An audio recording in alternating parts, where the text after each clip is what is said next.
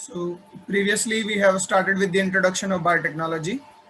इस यूनिट में हमें बायोटेक्नोलॉजी में केवल रिकॉम्बिनेंट डीएनए टेक्नोलॉजी, जिसको जीन क्लोनिंग भी या जेनेटिक इंजीनियरिंग भी कहते हैं, वो हमें पढ़ना है. सो बायोटेक्नोलॉजी के बारे में इंट्रोडक्शन में दे चुका था. उसी में मैंने बताया था मोस्ट इंपॉर्टेंट ब्रांच जो होती है that is gene cloning, which is also resembled with RDT and genetic engineering. Gene cloning में जीन की क्लोनिंग यानी कॉपीज बनाते हैं. जेनेटिक इंजीनियरिंग में ट्रांसफॉर्मेशन करते हैं सेम जनरेशन में, यानी ट्रांसजेनिक प्लांट्स या ट्रांसजेनिक ऑर्गेनिजम्स बनाते हैं. जीन क्लोनिंग में भी हम ट्रांसजेनिक ऑर्गेनिज्म एक तरह से बनाएंगे क्योंकि उसके अंदर हम रिकॉम्बिनेंट डीएनए मॉलिक्यूल डालेंगे, बट इसमें मेनली जो हमारा मोटिव होता है या साइंटिस्ट का मोटिव होता है जो जीन क्लोनिंग करते हैं वो है जीन की कॉपी बनाना.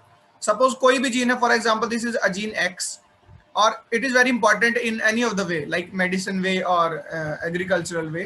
अगर इस जीन की हमें कॉपी करनी है तो जीन क्लोनिंग की जाती है.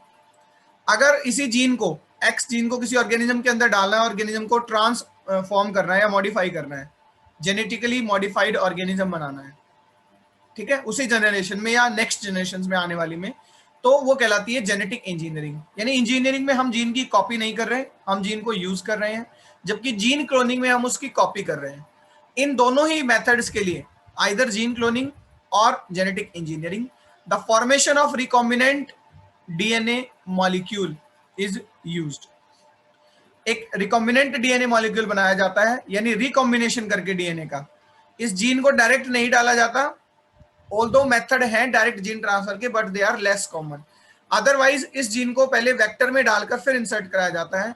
तो वेक्टर, मान लीजिए ये कोई वेक्टर है और ये आपका डिजायर्ड जीन है, suppose this is the gene x.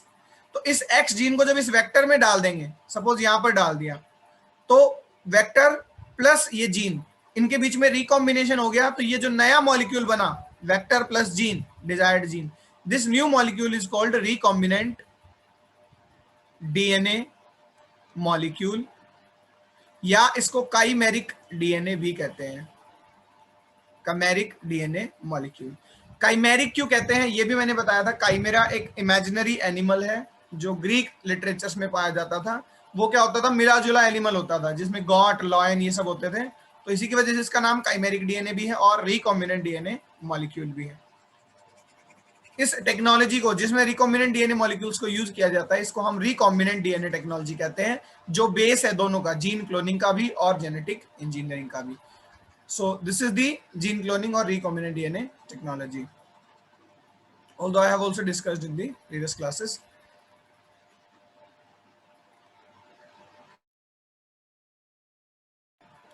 सबसे पहला रिकॉम्बिनेंट डीएनए मॉलिक्यूल जो बनाया था वो बनाया था पॉल बर्ग ने. ये भी पूछ लिया जाता है. 1972 में एक साइंटिस्ट हुए पॉल बर्ग, उन्होंने सबसे पहला रिकॉम्बिनेंट डीएनए मॉलिक्यूल बनाया. इनको फादर ऑफ जेनेटिक इंजीनियरिंग भी कहते हैं.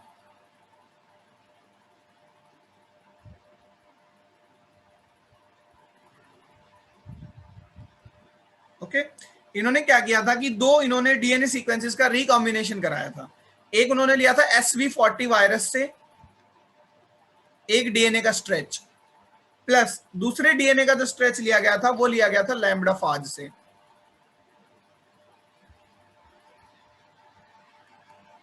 देखिए SV40 वायरस या लैम्ब्डा फाज, ये भी एक वायरस, आपको बता दूं, फाज जिनके पीछे लगे होते हैं वो वायरस होते हैं, जैसे बैक्टीरियोफाज, ठीक है, T2 T4 different kind of bacteriophages, M13 bacteriophage.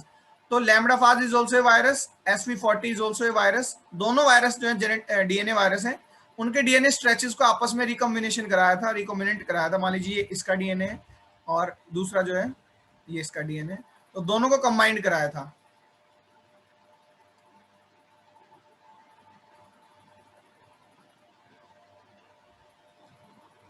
This is after recombination. तो ये जो फर्स्ट रिकॉम्बिनेंट डीएनए मॉलिक्यूल बनाया था वो बनाया था पॉल बर्ग ने. ध्यान रहे पॉल बर्ग ने पहला आरडीएम बनाया था, first recombinant DNA molecule.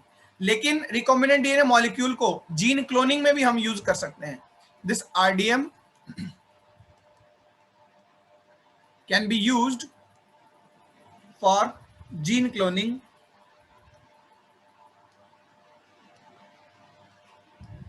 was explained by or given by two separate scientists. RDM बनाया पॉलबर्ग ने, आरडीएम को जीन क्लोनिंग में कॉपी कराने के लिए भी हम यूज कर सकते हैं, ये बताया दो साइंटिस्ट ने, हार्बर्ट बॉयर,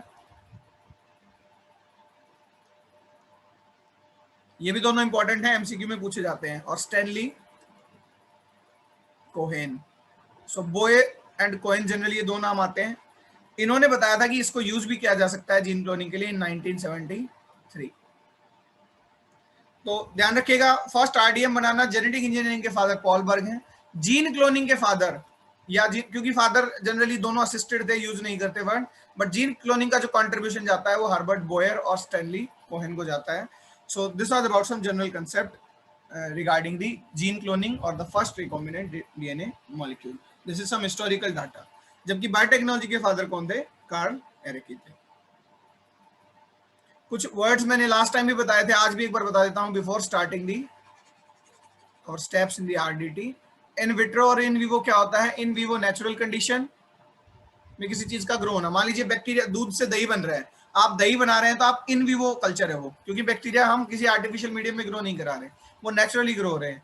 इन विट्रो जब हम बैक्टीरिया को आर्टिफिशियली ग्रो कराते हैं, किसी भी चीज को लैब के अंदर परफॉर्म करते हैं, ठीक है। मान लीजिए जीन क्लोनिंग एक तो नेचुरल हो, अपने आप जीन क्लोनिंग होते हैं।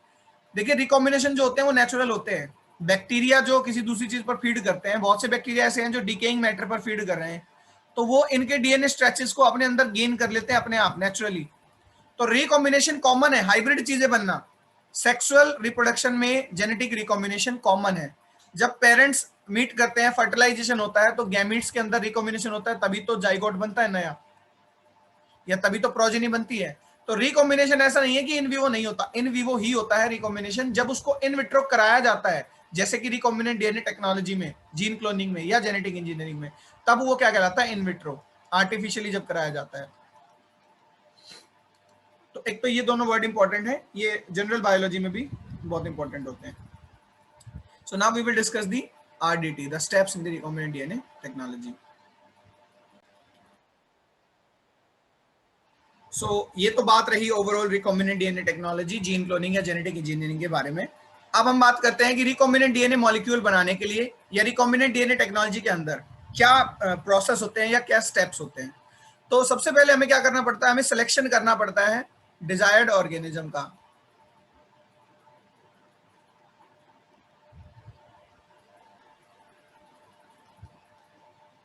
देखिए जीन इस दुनिया में नेचुरली तो होंगे, आर्टिफिशियली तो जीन होते नहीं। तो हमें क्योंकि जीन क्लोनिंग करानी है या हमें जेनेटिक इंजीनियरिंग भी करानी है अगर, तो हमें एक ऐसा ऑर्गेनिज्म चाहिए जिसका हमें जीन चाहिए, डिजायर्ड ऑर्गेनिज्म चाहिए, ठीक है। मान लीजिए अभी मैंने कुछ एग्जांपल ह्यूमंस की बात करें, ऑल्दो ह्यूमन पर क्लोनिंग बैन है, या गोल्डन राइस की बात करते हैं, हमें मान लीजिए विटामिन ए का जीन चाहिए, तो हमें कोई दूसरा ऑर्गेनिज्म ऐसा देखना पड़ेगा जिसके अंदर हाई एनरिच होता हो विटामिन ए, या एक ऐसा जीन प्रोड्यूस हो जिससे विटामिन ए बनता हो। मान लीजिए किसी ऑर्गेनिज्म के अंदर कोई इंसान है, उसको ब्लू आईज चाहिए, कोई ऐसा जीन जो दूसरे ऑर्गेनिज्म में यानी किसी ऐसे इंसान में जिसमें ब्लू आईज हैं, उसका जीन डिटेक्ट किया जाए कि किस जीन की वजह से मॉर्फोलॉजिकली आईज का कलर ब्लू है। तो हमें एक ऐसा डिजायर्ड ऑर्गेनिज्म चाहिए जिसके कैरेक्टर हम चाहते हैं, ठीक है, या जिसका जीन हम क्लोन कराना चाहते हैं। तो उस ऑर्गेनिज्म को सिलेक्ट किया जाता है सबसे पहले। This is the selection of desired organism. फिर आइडेंटिफिकेशन और आइसोलेशन किया जाता है, आइडेंटिफिकेशन ऑफ द जीन।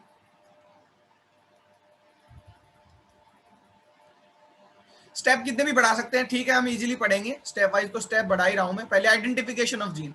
मान लीजिए कोई ऑर्गेनिज्म था, दिस इज एन ऑर्गेनिज्म,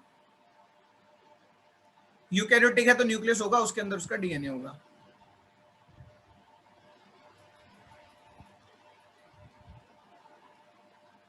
अब किया क्या जाता है, इसके जीनोम में से अगर डिजायर्ड ऑर्गेनिज्म प्रोकैरियोट है तो प्रोकैरियोटिक सेल की तरह उसका जीनोम डायरेक्ट होगा बाहर। अगर यूकैरियोटिक है तो न्यूक्लियस के अंदर क्रोमोसोम्स की फॉर्म में उसका जीनोम होगा। तो उसके पूरे जीनोम में से सारे जीन्स तो हमें नहीं लेने, वो जीन आइडेंटिफाई करना पड़ेगा पहले हमें। पूरा लॉन्ग मान लीजिए पूरा स्ट्रेच है जीनोम, उसके अंदर सपोज यहां वो रीजन है जो हमारा डिजायर्ड जीन है, दिस वन। तो इसको हमें पहले आइडेंटिफाई करना पड़ेगा, फिर इसको आइसोलेट करना पड़ेगा, इसको निकालना भी पड़ेगा कहां से, उस डिजायर्ड ऑर्गेनिज्म में से। Isolation of gene. देखिए बिल्कुल मैकेनिकल प्रोसेस हो सकते हैं या ऑटोमेटिक प्रोसेस हैं, लेकिन इजी नहीं है ये। ऐसा नहीं है कि किसी भी जो हमें नोटबुक में से मैं कह दूं ये पेज मुझे चाहिए, उस पेज को बस फाड़ लाए और जीन जो है बाहर आ गया। बहुत मॉलिक्यूलर लेवल की ये चीजें हैं, स्पेशलाइज्ड टूल्स यूज होते हैं, ठीक है। एक्सपर्ट पर्संस कर सकते हैं, या तो उन्हें नॉलेज होनी चाहिए मशीन चलाने की। तो ये ऑटोमेटेड प्रोसेस तो होते हैं, लेकिन साइंटिस्ट ने इनके लिए बहुत हाई डिस्कवरीज करी हैं, तब जाके ये ऑटोमेटेड हो पाए हैं। यानी इनको कट करने के लिए टूल्स होते हैं, एंजाइम्स होते हैं। हम माइक्रोस्कोप लेकर, लेंस लेकर, ऐसा नहीं है कि जीन के अंदर जाए फिर हम ढूंढें कहाँ पूरे जीनोम में वो जीन है, उसको कैंची से कट कर दें, ऐसा कुछ नहीं है। ऑटोमेटेड प्रोसेस है, केमिकल प्रोसेस, अपने आप केमिकल्स से हो जाते हैं। और वो केमिकल्स क्या, अल्टीमेटली एंजाइम्स है। यानी अगर आप कट करना चाहते हो इस जीन को यहां से, इस पूरे जीनोम में से, तो एंजाइम यूज किए जाते हैं जिनको रेस्ट्रिक्शन एंजाइम्स कहते हैं। बहुत ज्यादा डिटेल में इनके बारे में हम पढ़ेंगे आने वाले वीडियोस में या आने वाले लेक्चर्स में, सो डोंट वरी। अभी मैं जनरली बता रहा हूं कि कट करने का काम जो है वो रेस्ट्रिक्शन एंजाइम्स कर देते हैं यहां से, तो अपने आप ये डीएनए का स्ट्रेच कट हो जाता है। एंजाइम्स को कैसे पता चला कि भाई यहीं से ही कट करना है? तो हर एक स्पेसिफिक साइट के लिए, हर एक स्पेसिफिक साइट के लिए अलग रेस्ट्रिक्शन एंजाइम्स होते हैं, ठीक है। पैलिंड्रोमिक सीक्वेंसेस होते हैं, इनके आसपास, इस जीन के आसपास साइट होंगी या डिजाइन की जाएंगी, उन साइट्स पर जाकर ही रेस्ट्रिक्शन एंजाइम यहां से कट लगाएंगे, ठीक है। इसके बारे में आप समझ जाएंगे जब हम एंजाइम्स पढ़ेंगे। तो अभी आप समझिए कि आइसोलेट किया गया है इस जीन को। मान लीजिए मैं इस जीन को नाम दे रहा हूं एक्स जीन। हमने एक्स जीन को बाहर निकाल लिया है ऑर्गेनिज्म से, हमारे डिजायर्ड ऑर्गेनिज्म से।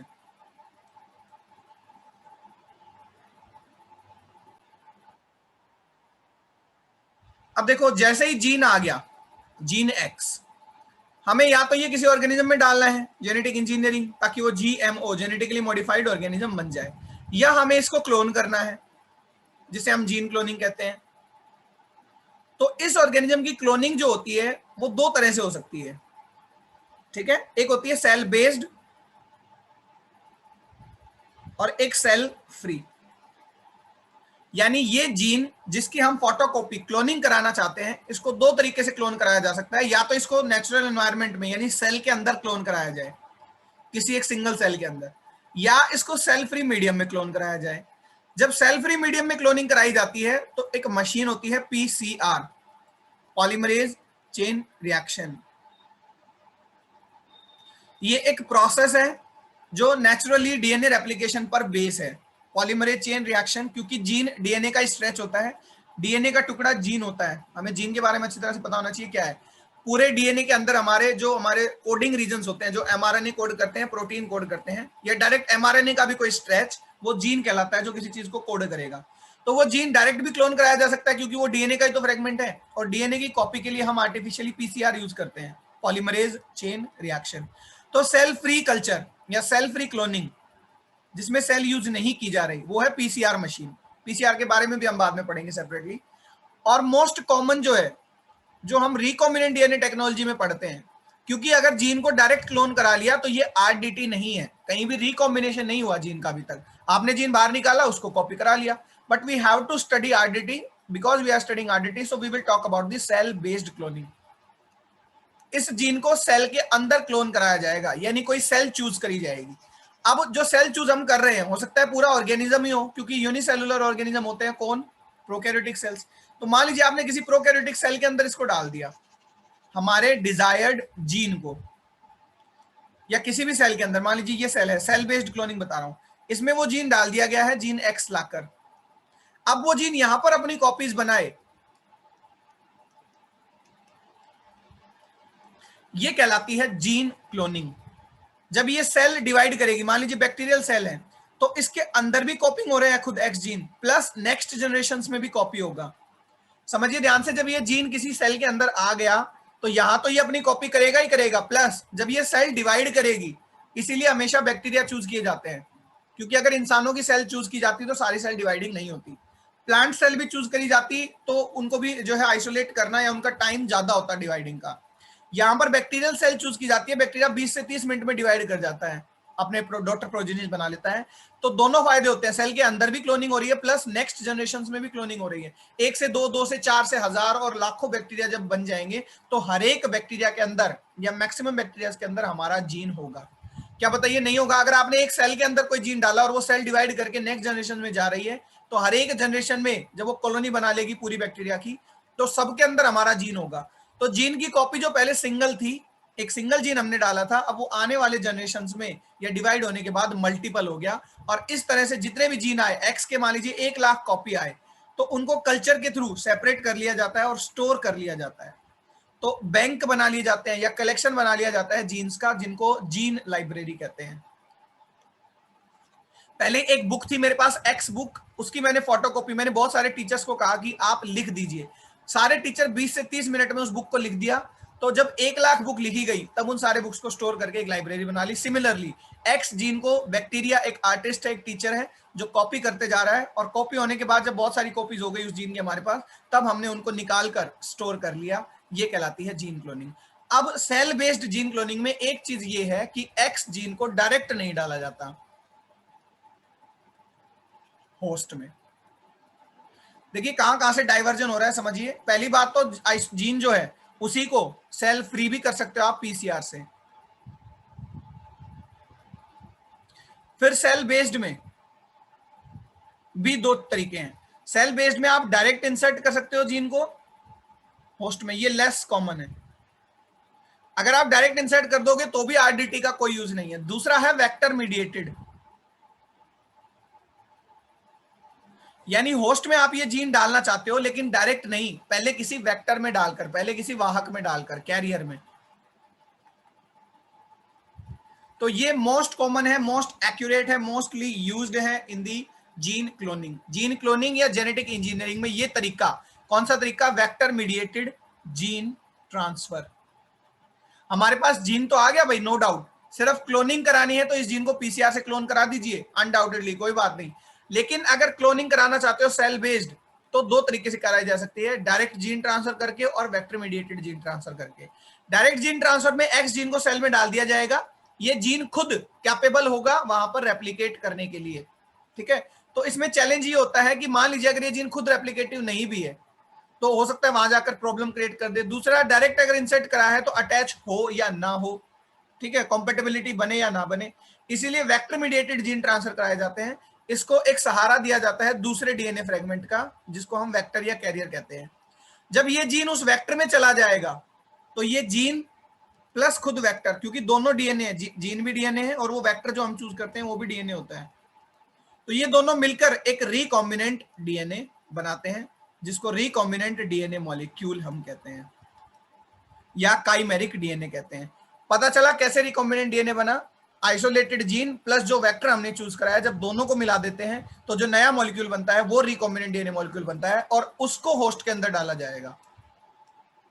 यानी डायरेक्ट जीन नहीं डाला जा रहा। अगर डायरेक्ट जीन डाल रहे हैं तो डायरेक्ट जीन ट्रांसफर कहलाता है कि जीन को सीधा सेल के अंदर डाल दिया, सेल बेस्ड में भी।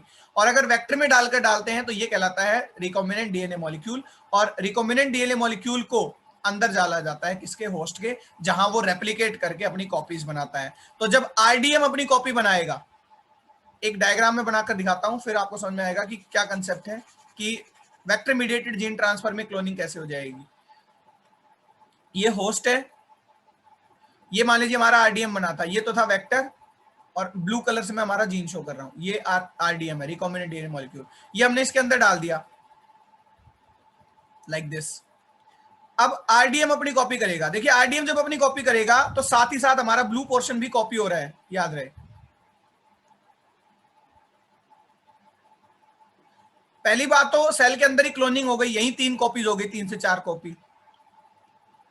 तो हमारा ब्लू जीन, एक्स जीन, आप देख सकते हो कॉपी हो गया, किसकी मदद से? आरडीएम की मदद से, क्योंकि आरडीएम कैपेबल होता है क्लोनिंग करने के लिए, खुद इंडिपेंडेंट, और ये ऑर्गेनिज्म पर डिपेंड नहीं है, इसको सेल मिल तो गई लेकिन अपने आप यहाँ क्या कर रहा है? क्लोनिंग। प्लस अब जब ये सेल, ये बैक्टीरियल सेल 2 हो जाएंगे, 1 से 2, तो उनके अंदर भी आरडीएम होगा। मान लीजिए हमारा आरडीएम है, तो देखिए आरडीएम का नंबर और बढ़ गया रिकॉम्बिनेंट डीएनए मॉलिक्यूल का। तो हमारा तो मकसद क्या है? हमारा जीन क्लोन हो जाए। तो हमारा ब्लू जीन, ये एक्स जीन, ये अल्टीमेटली कॉपी हो ही रहा है, और ये टेक्निक कहलाती है gene cloning. Recombinant DNA molecule को अगर उस सेल के अंदर जिसके अंदर आप ग्रो करा रहे हैं उसके क्रोमोसोम से अटैच कर दें। मान लीजिए ये कोई प्लांट सेल है, प्लांट सेल का खुद का जीनोम है न्यूक्लियस के अंदर, यहां हमारा आरडीएम आया, सपोज ये आरडीएम था, आरडीएम ने अगर ये जीन इसके जीनोम को डोनेट कर दिया, यानी इंटरफेयर हो गया खुद सेल के जीनोम का, तो ये ट्रांसफॉर्मेशन हो जाएगी, ये जेनेटिकली मॉडिफाइड ऑर्गेनिज्म बन जाएगा अगर कॉम्पेटेबिलिटी हुई, और ये कहलाएगी जेनेटिक इंजीनियरिंग। तो थर्ड स्टेप के बाद के डाइवर्जन मैंने आपको बताए हैं कि आइसोलेशन किया जाता है, सारी प्रोबेबिलिटीज बता दी, सेल बेस्ड कल्चर भी होता है क्लोनिंग, और सेल फ्री क्लोनिंग भी होती है। तो अब सेल बेस्ड क्लोनिंग हम पढ़ेंगे, केवल पीसीआर को बाद में पढ़ेंगे सेपरेटली। सेल बेस्ड में भी हम वेक्टर मीडिएटेड पढ़ेंगे कि सेल के अंदर भी अगर डाला जा रहा है जीन को तो वेक्टर में डालकर डाला जाता है, ठीक है। So we will discuss the next step now. Isolation करने के बाद सेलेक्ट किया जाता है, selection of a suitable vector.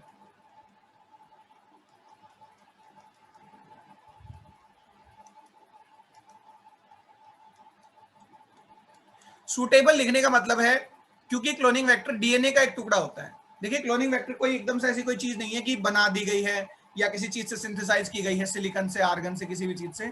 ये खुद एक डीएनए का टुकड़ा होता है, यानी ये लिविंग ऑर्गेनिज्म से ही लिया गया है।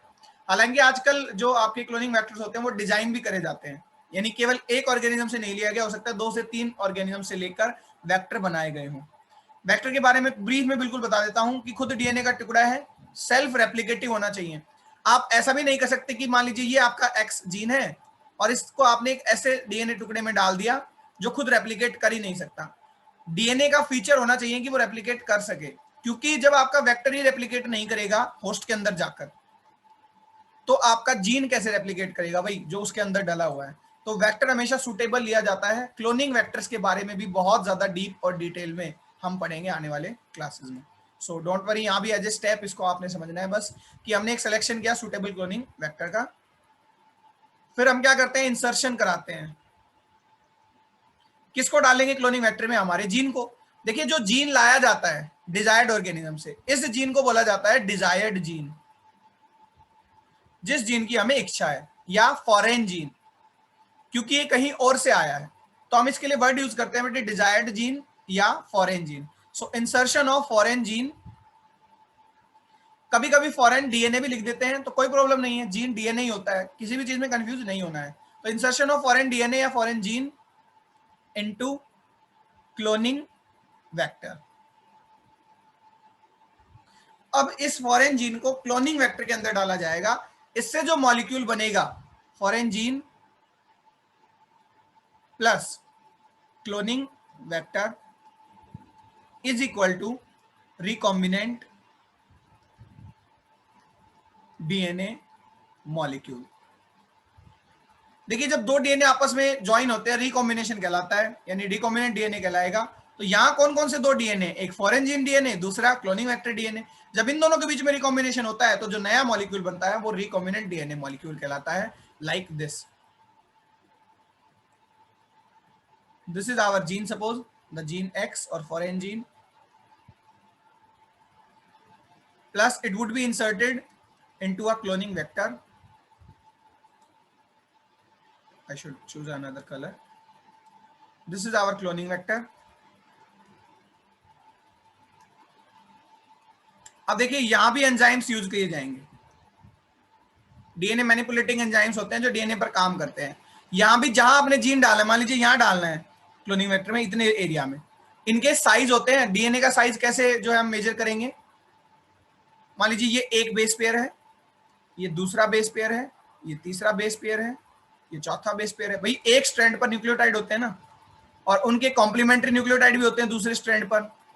तो डीएनए का साइज हमेशा बेस पेयर में आता है, 1 2 3 4 5 6 बेस पेयर है इसमें, तो ये कहलाता है 6 बेस पेयर। ऐसे ही 1000 बेस पेयर जब हो जाएंगे तो डीएनए का साइज कहलाएगा 1 किलो बेस पेयर।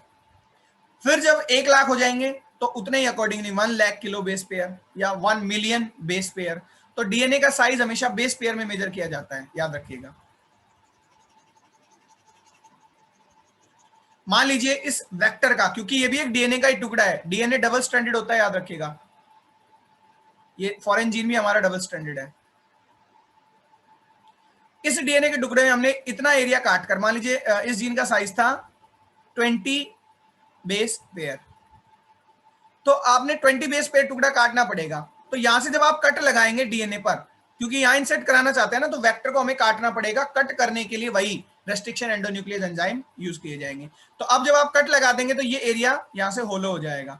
ठीक है, मैं रफ नहीं कर सकता क्योंकि पूरा जाता है बेटे रफ में, तो मैं यहाँ डायरेक्ट इंसर्ट करके दिखाऊंगा। इस एरिया में ये जीन इंसर्ट कर रहे हैं हम, तो देखिए मॉलिक्यूल कैसा बन जाएगा।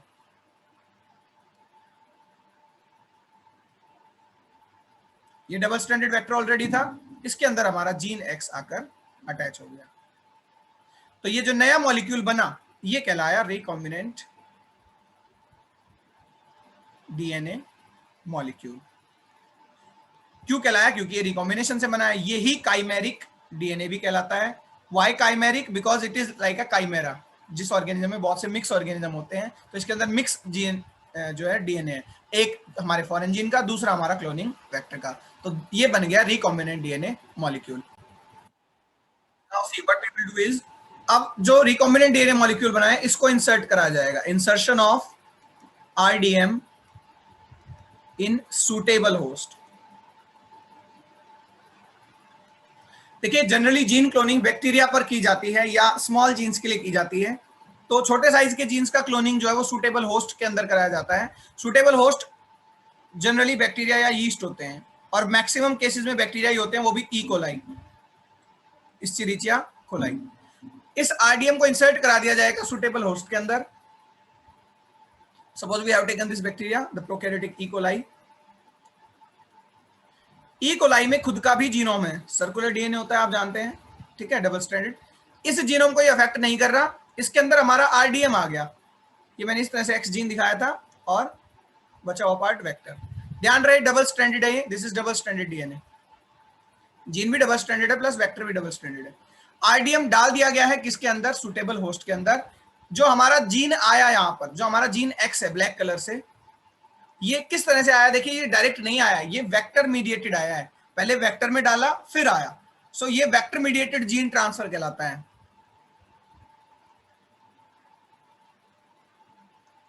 This is called vector mediated gene transfer. तो हमने इंसर्शन करा दिया है सुटेबल होस्ट के अंदर। अब इंसर्शन कराने के बाद हम क्या करेंगे? जो है यहां पर क्लोनिंग करेंगे। पहले तो अपने आप क्लोनिंग होगी, मल्टीप्लीकेशन ऑफ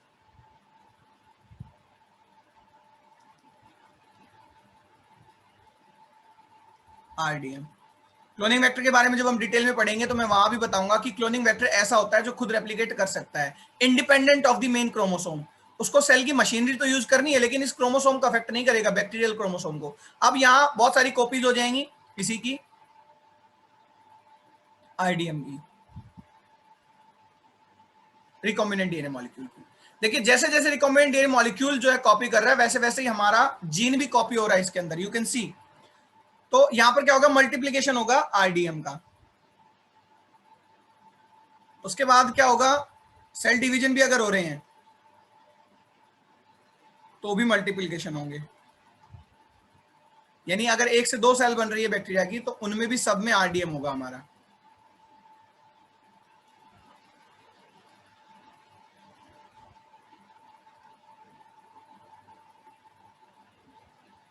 तो सेम जनरेशन में भी, नेक्स्ट जनरेशन में भी। इसीलिए बैक्टीरिया चूज किया गया है ताकि ज्यादा से ज्यादा कॉपी हो। लगभग 20 से 30 मिनट में बैक्टीरिया रेप्लिकेट कर जाएगा, नेक्स्ट जनरेशन से या नेक्स्ट प्रोजेनिस को बनाता रहेगा। अब क्या होता है? ट्रांसफॉर्म्ड सेल्स को सिलेक्ट किया जाता है। ये जो मल्टीप्लीकेशन हो रहा है इनमें से ट्रांसफॉर्म्ड सेल्स को सिलेक्ट किया जाता है। आइसोलेशन ऑफ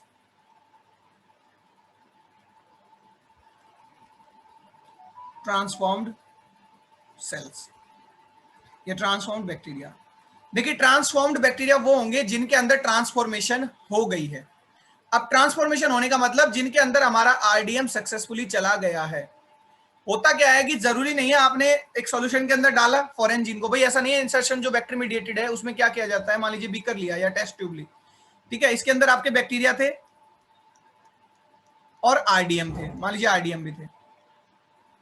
तो अपने आप आरडीएम कुछ होस्ट के अंदर चले गए, कुछ के अंदर नहीं गए। तो जिन होस्ट में आरडीएम चला गया वो हमारा कॉम्पेटेबल होस्ट है या वो हमारा ट्रांसफॉर्म्ड होस्ट है, ट्रांसफॉर्म्ड सेल। उसका ट्रांसफॉर्मेशन हो गया क्योंकि उसके अंदर क्या आ गए? नए आरडीएम आ चुके हैं। कुछ के अंदर नहीं आते, कुछ बैक्टीरिया ऐसे भी होंगे सॉल्यूशन में जो उस आरडीएम को गेन नहीं करेंगे किसी भी रीजन से, रिकॉम्बिनेंट डीएनए मॉलिक्यूल को। तो जो गेन कर चुके होते हैं वो ट्रांसफॉर्म्ड कहलाते हैं, जिनके अंदर नहीं आया है वो नॉन ट्रांसफॉर्म्ड कहलाएंगे। तो कैसे पता चले हमें? तो उसके लिए भाई यूज किए जाते हैं रिपोर्टर जीन्स। या मार्कर जीन्स। कुछ टेक्निक्स यूज की जाती हैं, चाहे वो केमिकल टेक्निक्स हो चाहे वो फिजिकल टेक्निक हो, आने वाले लेक्चर में वो भी हम पढ़ेंगे, ठीक है। जैसे फ्लोरोसेंस टेक्निक है, या flag gene, marker gene attach किए जाते हैं जो केमिकल्स के अंदर, मान लीजिए एंटीबायोटिक यूज की गई कोई, स्ट्रेप्टोमाइसिन, हमने वेक्टर ऐसा डिजाइन किया था जो स्ट्रेप्टोमाइसिन में नहीं मरेगा, तो अब आप दोनों तरह के बैक्टीरिया को, सारे बैक्टीरिया को स्ट्रेप्टोमाइसिन में डाल दो, जिसमें वेक्टर होगा यानी जिसमें रिकॉम्बिनेंट डीएनए मॉलिक्यूल होगा वो नहीं मरेंगे, ठीक है। और जो कॉम्पेटेबल नहीं है उनकी क्या हो जाएगी, डेथ हो जाएगी, क्योंकि उनके अंदर स्ट्रेप्टोमाइसिन से रेजिस्टेंट वाला वेक्टर हमने नहीं डाला था। तो कहने का मतलब है आइडेंटिफाई करने के लिए कौन सी सेल ट्रांसफॉर्म्ड है कौन सी नहीं, या तो फिजिकल टेक्निक, स्पेशल तरह की लाइट जैसे इन्फ्लोरेसेंस यूज की जाती है, या केमिकल्स यूज किए जाते हैं डिटेक्ट करने के लिए। वो कैसे डिटेक्ट हो पाते हैं, क्योंकि जो वेक्टर हमने डिजाइन किया था, ठीक है, या जो वेक्टर हमने यूज किया था जिसमें हमने हमारा जीन डाला, उसके बारे में हमें पता है कि उस पर ये पर्टिकुलर जीन जो है वो रिपोर्टर जीन है या मार्कर जीन है, और वो इस तरीके से काम करेगा। तो फिर क्या किया जाता है, इनका आइसोलेशन किया जाता है ट्रांसफॉर्म सेल्स का, और फिर कल्चर कर लिया जाता है इनको, जो आपकी ट्रांसफॉर्म्ड सेल्स हैं इनको कल्चर कर लिया जाता है। कल्चर करने का मतलब फिर फर्दर इन पर प्रोसेसिंग की जाती है, या जो इनका जीन इनके अंदर क्लोन हुआ उसको स्टोर कर लिया जाता है, जिसको जीन बैंक कहते हैं या जीनोमिक लाइब्रेरीज कहते हैं। तो इस तरह से जीन को क्लोन कराया जाता है, ठीक है। This is the gene cloning, और this is the cloning of gene. Gene bank बनाया जाता है या जीन लाइब्रेरीज बनाई जाती है।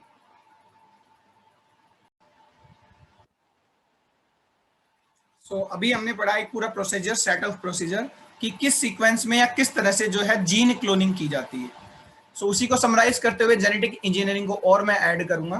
तो सबसे पहले we have selected the desired organism. Desired organism पूरा ड्रॉ नहीं करना, डिजायर्ड ऑर्गेनिज्म की सेल ड्रॉ कर दी मैंने। हर एक सेल के अंदर सेम जीन है, डीएनए या सेम जीन्स होते हैं। तो पूरे डिजायर्ड ऑर्गेनिज्म में मान लीजिए कोई एक जीन था, ये रेड रीजन से जो मैं दिखा रहा हूं, treat them as double standard DNA. सभी को हम डबल स्टैंडर्ड डीएनए जो है ट्रीट करेंगे, हर एक पार्टिकल को, क्योंकि इसलिए मैंने थिकनेस दिखाई है। तो डिजायर्ड ऑर्गेनिज्म से डिजायर्ड जीन को, this desired gene is isolated, this is isolated foreign gene, इसको हम डिजायर्ड या फॉरेन जीन कहेंगे। अब हमें चाहिए होस्ट, होस्ट के अंदर हमें ये डालने हैं, ठीक है। होस्ट में डायरेक्ट नहीं डाल रहे क्योंकि हम तो वेक्टर मीडिएटेड जीन ट्रांसफर पढ़ रहे हैं, तो हमने पहले एक वेक्टर चूज किया जो प्योर ब्लू कलर का था। उस वेक्टर में भी एंजाइम्स को यूज करके, डीएनए मैनिपुलेटिंग एंजाइम्स को यूज करके इस आइसोलेटेड जीन को इंसर्ट करा दिया यहां पर। इंसर्शन के बाद जो मॉलिक्यूल बनता है वो कहलाता है आरडीएम, रिकॉम्बिनेंट डीएनए मॉलिक्यूल या काइमेरिक डीएनए। एक फॉरेन जीन में और एक आरडीएम में बहुत फर्क है, एक वेक्टर में और एक आरडीएम में भी फर्क है, बिकॉज वेक्टर और फॉरेन जीन के रिकॉम्बिनेंट प्रोडक्ट जो है वो रिकॉम्बिनेंट डीएनए मॉलिक्यूल है। तो ये सीधा सा बात है, रिकॉम्बिनेंट मॉलिक्यूल इसलिए है क्योंकि इसके अंदर दो डीएनए है, एक जीन का और दूसरा वेक्टर का। कभी कभी एक ही वेक्टर पर दो जो जीन है वो भी ले जाए जा सकते हैं, या कभी कभी एक जीन को ले जाने के लिए दो वेक्टर भी यूज किए जा सकते हैं। तो बहुत सी प्रोबेबिलिटीज होती है यहाँ रिकॉम्बिनेशन डीएनए मॉलिक्यूल बनाने के लिए। जैसे जैसे हम आगे बढ़ते जाएंगे यूनिट में, you will be familiar with these things. Specially जब हम प्लांट में पढ़ेंगे वेक्टर मीडिएटेड जीन ट्रांसफर, तो हम एग्रोबैक्टीरियम यूज करते हैं, वहां हम बाइनरी वेक्टर, हम दो वेक्टर भी डिजाइन कर लेते हैं एक जीन के लिए। तो अलग अलग है, किस ऑर्गेनिज्म में जीन डालना चाहते हो उन सबके लिए अलग अलग तरह के वेक्टर होते हैं। खुद बैक्टीरिया के प्लाज्मिड, खुद वायरस, ये भी as a cloning vector use किए जाते हैं, प्लस आर्टिफिशियल वेक्टर भी डिजाइन किए जाते हैं। अब देखिए जीन क्लोनिंग में तो क्या होता है, अभी हमने जो पढ़ लिया था, ये आरडीएम आ जाएगा किसके अंदर, होस्ट के अंदर। So I should draw this RDM in this host, ये आ गया। होस्ट जीनोम की मैं बात कर ही नहीं रहा क्योंकि हमें जीन क्लोनिंग करानी है, सेल की मशीनरी को यूज करके, सेल बेस्ड जीन क्लोनिंग है ये, क्योंकि अगर सेल फ्री होती तो ये पीसीआर से क्लोन होता, फिर इसको सेल नहीं चाहिए थी। सेल बेस्ड में वेक्टर मीडिएटेड है तो ये अंदर आ चुका है, यहां पर ये अपनी कॉपीज करेगा, आरडीएम यहां पर कॉपी हो रहा है। क्यों कॉपी हो पा रहा है, क्योंकि एक ऐसा डीएनए फ्रेगमेंट हमने लिया है which is capable of DNA replication. DNA replication के लिए जितने भी एंजाइम्स चाहिए, helicase, topoisomerase, gyrase and DNA polymerase, वो सब इसको सेल दे रही है, लेकिन ये सेल के जीनोम को अफेक्ट नहीं कर रहा, यानी ये सेल की मॉर्फोलॉजी नहीं बदल रहा कि बैक्टीरिया को इसने चेंज कर दिया, ऐसा कुछ नहीं है। इसके अंदर पड़ा पड़ा क्लोन हो रहा है। सेल डिवीजन जब हो जाएगा तो आने वाले जनरेशन में भी ये कॉपी हो जाएगा। तो आने वाली जनरेशन में भी हमारा आरडीएम जा चुका है। अब आरडीएम जाने का मतलब हमारा क्या जा रहा है, हमारा जीन जा रहा है, जिस जीन को हम कॉपी कराना चाहते थे। तो अल्टीमेटली जब जीन कॉपी हो गया तो इसका मतलब जीन क्लोनिंग हो गई। फिर इस जीन्स को स्टोर कर लिया जाता है। ये ग्रो कैसे हो रहे हैं? क्योंकि कॉलोनी बनाई हुई है। या हमने ये अगार सॉल्यूशन लिया जाता है भाई, अगर आप जानते हैं, अगार के अंदर यहाँ बैक्टीरिया ग्रो हो रखे हैं, वो बैक्टीरिया ग्रो होकर कॉलोनी बना रहे हैं। हर एक कॉलोनी को उठाकर हम अलग से, मान लीजिए ये कॉलोनी उठा ली, इसके सारे जीन हम निकाल लेंगे और हम जीन बैंक बना लेंगे। जीन बैंक बनाना क्यों है? क्योंकि ये जीन बहुत इंपॉर्टेंट है, इसीलिए तो हम इसको क्लोन कर रहे हैं। मान लीजिए किसी डिजीज को ट्रीट कर सकता है, मान लीजिए ये जीन किसी चीज का प्रोडक्शन बढ़ा सकता है, तो इसका मतलब ये फायदेमंद जीन है और इसको हम क्लोन करना चाहते हैं। तो फिर इनका कल्चर करा लिया जाता है और अपनी जरूरत के अकॉर्डिंग इनके जीन बैंक बना लिए जाते हैं। जीन बैंक, देखिए जीन बैंक सेल बेस्ड भी बनाया जा सकता है, प्लस पीसीआर से भी बनाया जा सकता है। पीसीआर से भी तो डायरेक्ट कॉपी कर सकते थे, लेकिन वो अच्छे नहीं होते। जो रिजल्ट बेस्ट आते हैं वो कहां आते हैं? होस्ट के अंदर आते हैं। सेकेंड थिंग, अब जेनेटिक इंजीनियरिंग की बात करें। जेनेटिक इंजीनियरिंग में ये रिकॉम्बिनेशन कर लेता है मेन क्रोमोसोम से भी। तो वो होस्ट जिसको आप ट्रांसफॉर्म करना चाहते हैं, उसके अंदर ये डीएनए डाला आरडीएम, और इसका रिकॉम्बिनेशन कराया उसके मेन जीनोम से। इसे होगा क्या रिकॉम्बिनेशन से? आपने जेनेटिक्स में भी रिकॉम्बिनेशन पढ़े होंगे। ये जीन प्रोडक्ट, ये जीन इसके अंदर इसमें चला जाएगा। अब दोनों केस हैं, देखिए यूज ही ऐसे जीन करे जाते हैं जिनकी कॉम्पेटेबिलिटी हो होस्ट के साथ। हर एक चीज का तो रिकॉम्बिनेशन पॉसिबल नहीं है ना। मान लीजिए दो ऑर्गेनिज्म है, उनके बीच में रिप्रोडक्शन तो पॉसिबल नहीं है, ठीक है। जिनका पॉसिबल हो जाता है उनके रिकॉम्बिनेंट प्रोडक्ट बन जाते हैं। जैसे आप जानते हैं खच्चर है, वो भी एक रिकॉम्बिनेंट प्रोडक्ट होता है। तो सेम स्पीसीज के अंदर ही रिकॉम्बिनेशन होता है जनरली। इंसान ऐसा नहीं है कि रिप्रोडक्शन किसी एनिमल से करने लगे तो कॉम्बिनेशन जो है रिकॉम्बिनेशन हो जाएगा जीन्स के बीच में, नहीं होगा। तो जनरली जीन ही ऐसे चूज किए जाते हैं इन विवो कंडीशंस में, तो जो कॉम्पेटेबल हो जाए। और इन विट्रो आजकल बनाए जा रहे हैं इस तरह के जीन्स जिनको जबरदस्ती कॉम्पेटेबल बनाया जाता है या यूजिंग टेक्नोलॉजी कॉम्पेटेबल बनाया जाता है। मेरे कहने का मतलब है कि किसी का भी जीन किसी भी ऑर्गेनिज्म में काम नहीं कर सकता, उनकी कॉम्पेटेबिलिटी होनी चाहिए। तो अगर कॉम्पेटेबिलिटी है तो ये जीन इसके अंदर आ जाएगा और ये सेल ही ट्रांसफॉर्म हो जाएगी। और ट्रांसफॉर्म सेल या ट्रांसफॉर्म ऑर्गेनिज्म कहलाता है ट्रांसजेनिक ऑर्गेनिज्म या जेनेटिकली मॉडिफाइड ऑर्गेनिज्म। हमने उसी जनरेशन में आरडीएम यूज करके, हमारा ये जीन यूज करके, मान लीजिए ये जीन ब्लू आइज का ही जीन था, सपोज एग्जांपल ह्यूमन की बात करें, तो इस ऑर्गेनिज्म को, अब ये सेल किसकी होती? होस्ट क्या होता? ह्यूमन होता। अगर ये जीन कॉम्पेटेबल होता और इसी में एक्सप्रेस हो जाता तो ट्रांसफॉर्म हो जाता ऑर्गेनिज्म, क्या बन जाता? Genetically modified organism. क्या जेनेटिक मॉडिफिकेशन किया कि ब्लू आइज आ गई। मान लीजिए टेस्ट चाहिए आपको, टोमेटो को आप पकाना नहीं चाहते, आप बीटी कॉटन की बात करते हैं। बीटी कॉटन एक प्लांट है जो रेजिस्टेंट है किससे? निमेटोड से या आपके हार्मफुल इंसेक्ट से। तो उसके अंदर हमने जीन डाला था क्राई जीन। हमने डिजायर्ड ऑर्गेनिज्म था बैक्टीरिया, बीटी बैसिलस थ्रूजेनेसिस बैक्टीरिया, वो डिजायर्ड ऑर्गेन था, उसका जीन निकाला क्राई जीन। क्राई जीन डाला किसके अंदर? एक वेक्टर के अंदर, वो डाल दिया हमने कॉटन की सेल के अंदर। ये कॉटन की सेल है, कॉटन की सेल में क्राई जीन कॉम्पेटेबल हो गया और एक्सप्रेस हो गया, तो वो कॉटन बन गई बीटी कॉटन। तो जेनेटिकली मॉडिफाइड ऑर्गेनिज्म बनाए जाते हैं जेनेटिक इंजीनियरिंग से, उनको हम ट्रांसजेनिक प्लांट या ट्रांसजेनिक एनिमल कहेंगे, जिस तरह का ऑर्गेनिज्म है। तो ये किया जाता है जेनेटिक इंजीनियरिंग में, यहां कॉपी नहीं की जा रही। So it was the overall and summarized concept of the gene cloning as well as the genetic engineering.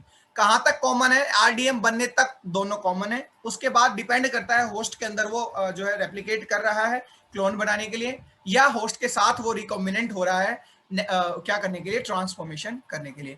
Transformed cell का मतलब है जिसके अंदर हमारा आरडीएम आ चुका है, ठीक है। ये भी एक ट्रांसफॉर्म्ड सेल है, ये भी एक ट्रांसफॉर्म्ड सेल है। ट्रांसफॉर्म्ड सेल्स का डिटेक्शन हम आगे पढ़ेंगे जब हम जीन्स पढ़ेंगे, मार्कर जीन्स, ठीक है, किस तरह से डिटेक्ट किया जाता है। या जब हम क्लोनिंग वेक्टर पढ़ेंगे मैं तब भी आपको बताऊंगा कि ये जो वेक्टर हमने सिंपली बता दिया कि डीएनए का फ्रेगमेंट है, इस पर बहुत सी चीजें डिजाइन करके डाली जाती हैं।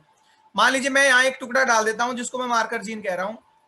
मैंने ये जो जीन डाला आर्टिफिशियली डिजाइन करके, इसकी खासियत ये रही कि ये स्पेशल लाइट में ही दिखेगा। मान लीजिए इन्फ्लोरेसेंस लाइट में या फ्लोरोसेंट लाइट में, नॉट इन्फ्लोरेसेंस, फ्लोरोसेंट लाइट में।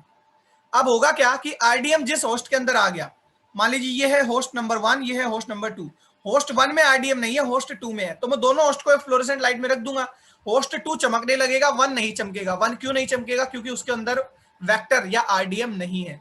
तो मुझे पता चल जाएगा कि होस्ट 2 मेरा कॉम्पेटेबल होस्ट है या ये ट्रांसफॉर्म्ड होस्ट है।